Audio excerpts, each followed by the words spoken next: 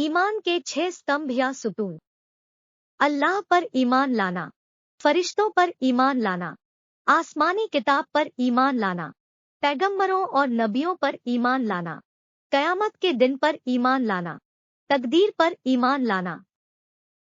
इस्लाम के 5 मूल स्तंभ। शहादा, अल्लाह पर यकीन लाना। नमाज, हर दिन 5 वक्त की नमाज पढ़ना। ज़कात, साहिबे निसाब होने पर गरीबों को धन दान देना। रोज़ा, रमजान के महीने में रोज़े रखना। हज, साहिबे निसाब होने पर जिंदगी में एक बार हज करना।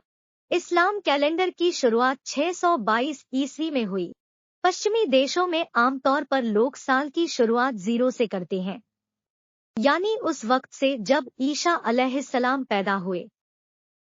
इस्लामिक कैलेंडर 622 ईस्वी से शुरू होता है, जिसका मतलब है कि इस वक्त इस्लामिक कैलेंडर का 1441वां साल चल रहा है।